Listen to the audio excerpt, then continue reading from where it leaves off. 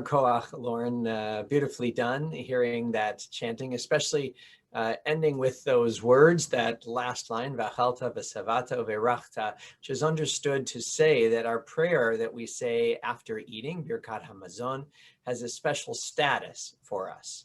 That it is a prayer that we are commanded from Torah to respond because Torah is aware that we must eat in order to survive and that we need context, support on that activity in order to do so in a way that is healthy and that supports us.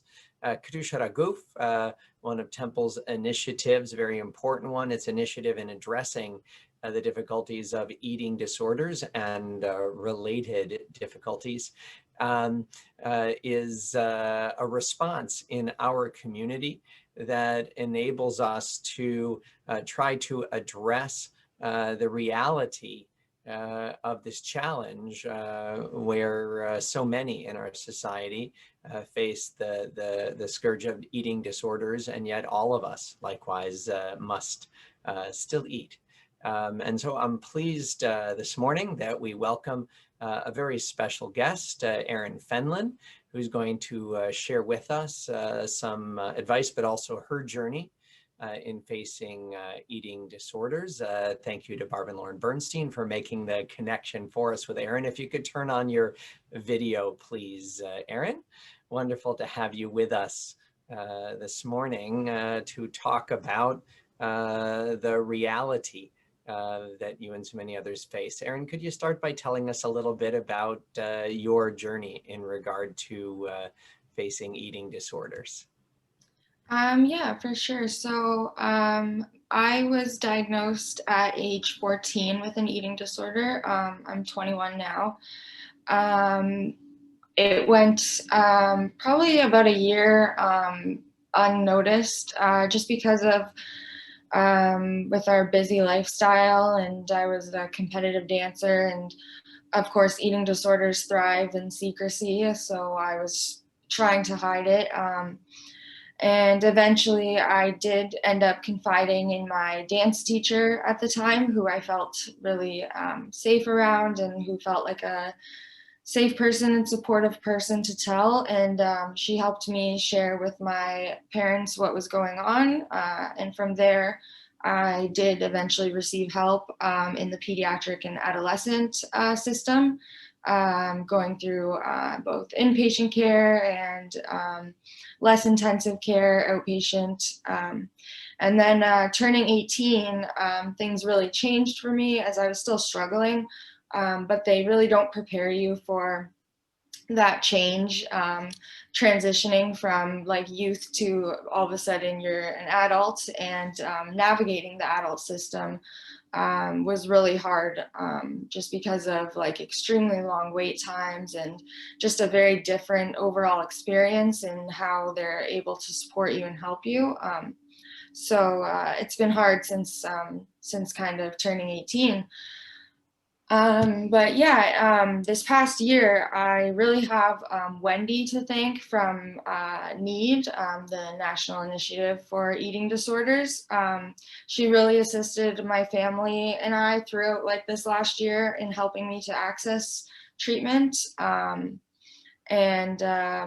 Yeah, I have so many, like, I'm so grateful for her and NEED and everything they do. Yeah, that really, she really gave me hope during like a time when my family and I were really struggling. And you know, it's a tiring, it's like devastating. My family was just constantly worried about me, and yeah, just like really she like ignited like hope in us, and you know, I did make it to treatment, and I've been working hard since then to maintain my recovery. So Erin, thank you so much for being with us and for sharing some of the challenges faced by those with eating disorders, something not spoken about enough, but so common in every community, regardless of religion and race, of socioeconomic status and culture. And even just mentioning some of those specific challenges that we might not know about is helpful. And you mentioned the National Initiative for Eating Disorders and how they were supportive. Could you tell us a little more about the role that Need played in helping you deal with this challenge? Yeah, like so when I contacted them, Wendy was great and, provided my family and I with some resources of who we could try and contact with what was going on and how like I had been waiting and waiting for treatment and as I was deteriorating. And so just even providing us with those resources and really like is what ended up, I think, getting me treatment in a timely manner. And also just even working with like the government, that really ignited, I think, that as well, which has been awesome because we're trying to spread more awareness and make it known that this is such a big issue in our population, and like you said, anyone can be affected. I think there's sometimes stigma surrounding it that it only affects young people, young women, and that's really not the case. Like I've been in treatment, it affects people of all ages, every gender. Like it's everyone, and it's more than people realize. It's not just about looking a certain way. It's a much deeper issue than that. So No, thank you. I mean, we're so grateful that there are organizations and individuals with expertise in our community. Most of us aren't going to suddenly become experts. Maybe you can give us a little advice. How can we be helpful allies and supports to individuals and families afflicted by eating disorders?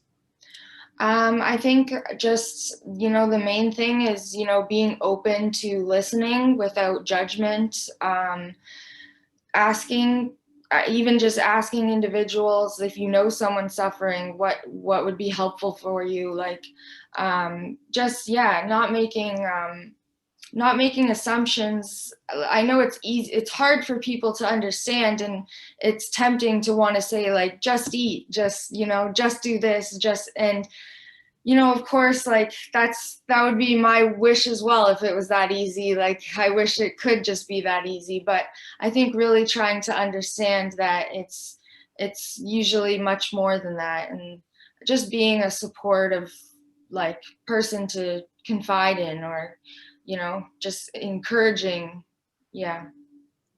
No, thank you. That's helpful. I mean, you mentioned earlier not only having expert supports, an additional one I'll ask you about in a bit that you mentioned to me when we chatted before this, but you also mentioned the importance just through it, because it's such a long journey, of having hope. And I'm curious if you could speak a little more either about the role of hope or what else gave you hope in your journey toward strength and toward a healthier approach toward what you take in. Yeah. So eating disorders, I mean, they can take over your life. And I've lost a lot along the way of struggling with my eating disorder, and it can get dark. And so for me to be able to continue to keep trying over and over again to fight for the path of recovery, I really had to hold on to hope. It was just a very key part of my journey, was that, as long as I held on to hope, I was holding on to the possibility of, I'm going to get better. I can get better. Life can be better. Life is more than this eating disorder. And that, some days that was the thing that kept me going, was just holding on to the hope that things can be better. And yeah, that's really what I had to keep playing in my mind, to remind myself that I don't have to stay stuck in this spot. And that, yeah, it's always possible for things to get better. Thank you. No, it's wonderful hearing you talk about your progress through it, although clearly it's cost you a lot and been very difficult. And we're sorry we hear that difficulty. And we know that in a different way, even though they're not the ones with the eating disorder, that it affects and causes pain often to the whole family, to parents and extended family. Could you tell us a little more about what may have been helpful to your family, you think, in helping you through this and in getting through this challenge themselves? I think definitely having good communication. It's like I said, they eating disorders often thrive in secrecy, and so I think really just having that open communication and checking in like with each other and are you okay and how how are things going. And I think I know for my family it was a learning curve for sure in the beginning. And I think there was a little bit of not knowing how to approach it and should we leave it alone. And I think definitely in hindsight it leaving it alone is not the ideal solution. Definitely putting it out there, yeah, being open about it as much as possible. Sometimes I think there's a lot of shame that comes with it. And I think, yeah, getting past those feelings of shame and recognizing that it's okay to have these struggles and, just working together to figure out how to overcome them is the best approach. Yeah, no, thanks so much for sharing that. Certainly, no one, regardless of the nature of a disorder, physical, emotional, spiritual, no one should have to feel shame because they're facing a challenge. And I really appreciate you mentioning that. You mentioned how NEED NIED is so helpful, but when we were talking, you mentioned the National Eating Disorders Information Center as well, NEDIC. And I wonder if you could tell us a little bit about their role and how they can be helpful to people. Yeah, for sure. So something Netick has on their website is they actually have like a chat that you can, if you're struggling yourself, if you know someone who's struggling, you can get support through that live chat. And I know they've been a helpful resource as well for my family and myself as well at times.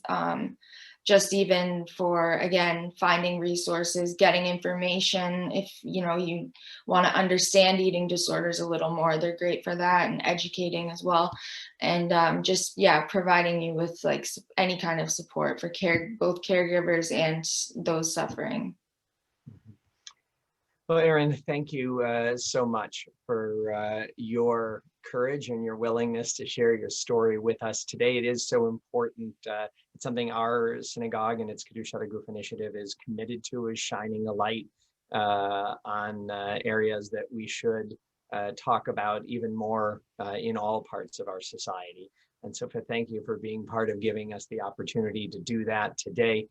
You mentioned you're doing some university studies in life sciences now. We really wish you all the best and hope that strengthens you and takes you on whatever kind of personal and professional journey you seek for yourself.